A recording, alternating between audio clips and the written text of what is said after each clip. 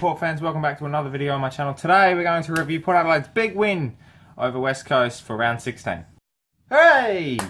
Port Adelaide finally get the job done over a top 8 side. I don't care if West Coast were 9th going into the game. They were 7th at the start, so stuff you.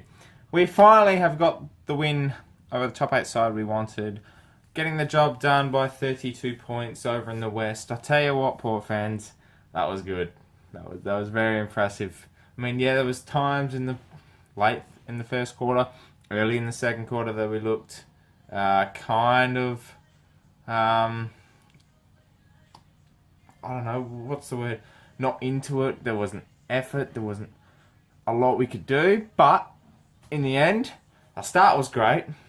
To let 7 goals in is a little disappointing.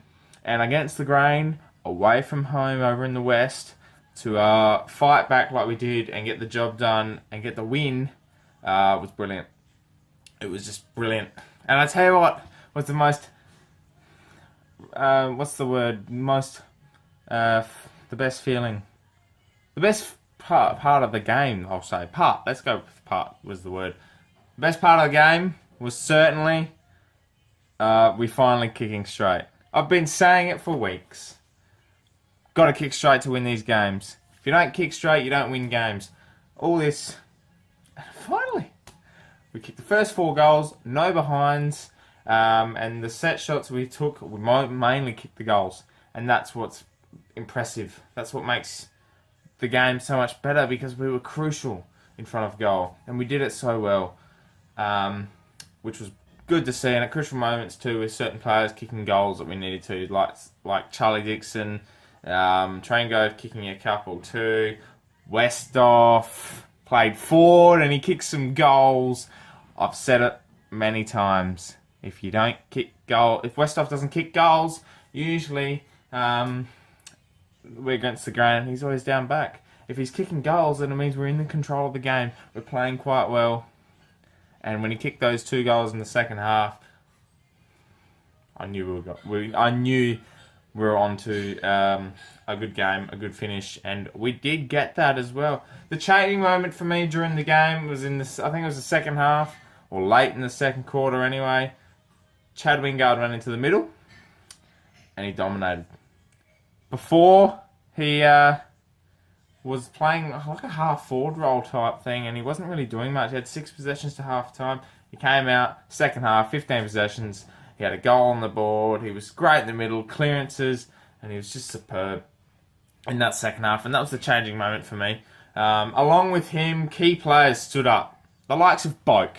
Leadership yesterday was brilliant against the Eagles. He stood up. He had 25 possessions. He kicked a goal. He was tackling. He was putting pressure on. He looked like what Boak is, which is the superstar. And he was leading from the front. And he did absolutely brilliant. The likes of Charlie Dixon kicking 5 goals, standing up, a little quiet in the first half. The second half he came out and my God was he good. My God, that bloke can play footy. And he's proven a lot of the doubters wrong, which is fantastic to see. Hamish Hartlett played his best game for 2017. I thought he played well against Collingwood a couple of weeks ago. Even the first half last week he was brilliant as well against Richmond until he got his corky. So Hamish Hartlett, fantastic yesterday. Joe Atley on debut was brilliant as well. I think a couple of key moments was probably debut jitters, but that's okay. SPP is an absolute machine though, on the other hand. First year player. He's taken on Yo, done his shoulder in. We thought, oh great, season's over, broken everything. He came back on with strapping and all. Amazing. Amazing Sam Powpepper. I mean, if he doesn't win the Rising Star, I'm writing a letter to the AFL. Actually, you know what? I'll go down there. I'll pay a nice little visit. Some key stats for you while we're at it. Disposal efficiency was 78%. That's what won us the game. Key moments, we just took the game on a little bit better. Inside 50s, 60 to 42. 60 inside 50s, 30 scoring shots. Explains everything, doesn't it? Efficiency inside 50 works. Contested possessions were quite even, 134 to 128. Can't do much there. I mean, they were dominating early West Coast, and we brought it back, fought back. Our forwards were immense. Our tackling was immense. Our clearances was immense, and that's what won us the game this week. And now I can go home quite happy because we won. We're top 4, and now move on to North Melbourne. Okay, so moving on to the things I learnt from round 16. I mentioned it before. Life is easy when you kick straight. 18 goals, 12. A few of those were rushed behind. So effectively we only kicked 7 or 8 behind. And I said on the podcast, on the Porters podcast, if you don't know, if you follow me but don't follow the Porters podcast, the link is in the description below. So go check us out every Wednesday. But I said it during the week that if we kick straight, we'll win. And if we kick straight last week, we would have won. And finally, the boys learned, especially that moment, the first goal we kicked, Ollie Wines, set shot, 45 metres out, or a little bit closer, 40 metres out, 45-degree angle, and he slotted it. Absolutely slotted it. Brilliant. He was, Ollie Wines, yesterday as well. So it set the tone for the day, and that's what is most pleasing, is that we could move on from that, kick the first 4 straight, and kicking 12 behinds for the game. Yeah, sure, a couple we could have kicked, but we created those opportunities, and that's why we kicked 30. We had 30 shots on goal for 60 entries, which was is about the thing Port usually do. That's when you know they're on song, is like every second or third time they'll kick a goal or a score from an inside 50. So that was a great thing to learn yesterday, and great to come away with the win after executing. Yeah, that's the word. Executing that set play, or those set plays with the set shots and the kicking on goal. The next thing I learnt is when the midfield works together, works hard, works efficiently, and gets the clearances and does the job defensively and Oh,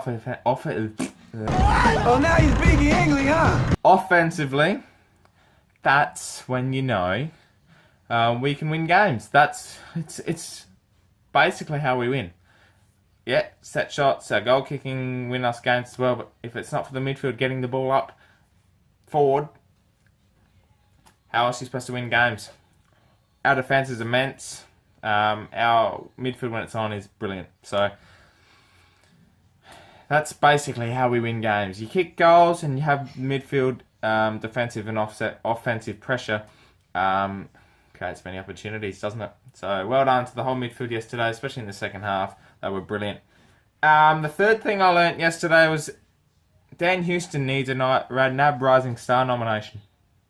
If that kid doesn't get one by the end of the year, I don't know. 95% efficiency, 19 disposals, 11 marks. He set up a lot of the play coming out of defence, and my word, is he special. He is the most underrated player in our squad, and a few fans have picked it up that he's fantastic. And a few hard markers as well are praising him too. So hopefully the AFL and the media and everyone else around the country pick it up. Dan Houston is a special player, and he is doing the job for us. So keep it up, Dan, because you are a rising star in Port fans' eyes. Hopefully you get the nod from the AFL fans too. So, let's move on to the votes. As you know, go through the votes, 3, 2, 1. But today, obviously, it was a good win. And usually when I do a good win, I'll give the 5, 4, 3, 2, 1. A little bit extra votes, a bit more encouragement, you know. Spice things up a little bit, as they say. So, we'll go from number 1 to 5. Number 1, Ollie Wines gets 1 vote from me. He was absolutely superb yesterday. 28 possessions, kicked a goal. His tackling, 7 tackles he had. He was immense in the midfield early and when we were on song as well. Getting a few clearances too. So when he's on, he does the job for us. And my word, will he be a future captain? That's for sure. He is a special bloke, that one, Ollie Wines, and will be a leader in the future, that's for sure. 2 votes goes to the captain of now, Travis Spoke. Fantastic yesterday. Even during the times we were, under the pump in the second quarter, he just kept willing himself. He didn't stop. 25 possessions, he kicked a crucial goal late in the second quarter, which I think gave us the momentum to move on to the third quarter and to the fourth quarter. It just really set up our second half. So Travis Spoke was back on song, and he proved to the doubters and the haters during the week from last week as well, that he's still got plenty left in the tank and no one should be questioning his career, because that bloke is special no matter if he's on or off. He'll just help us over the line no matter what. So well done, Boke. He did well yesterday. 3 votes goes to Charlie Dixon. 5 goals. I think 4 in the second half. I think it was 4 in the second half. He was immense yesterday in the fight back. Contested marks. He kicked straight, which was plus. 5 goals, which is his equal big bag in the Port Adelaide Guernsey. So well done to Charlie. He was good in completing the plays that we had coming out of defence and through the middle. 4 votes goes to Brad Ebert. Workhorse. 31 possessions yesterday, 8 tackles. Didn't get on the scoreboard, but he had so many goal and score assists, especially in the half forward. He set up Charlie's goal late. Set up Westhoff's goal too, I think, as well. So, and he was immense, just working both defensively and offensively, coming back and forth. So well done to Brad Ebert. He was sensational yesterday. 5 votes. Well, he is, and I quote, All-Australian Ruckman for 2017, Paddy Ryder. He is on fire at the moment. I mean, like 30-something hit-outs again. 34, I think it was. He kicked 2 goals. He was immense, and his groundwork is sensational. I mean, no other ruckman does it better, I don't think. Maybe Cruiser you could throw in there as well, but Paddy's just immense. He is basically carrying that midfield, and he's feeding of the taps. He's just, midfielders are never hungry because he just gives them the ball.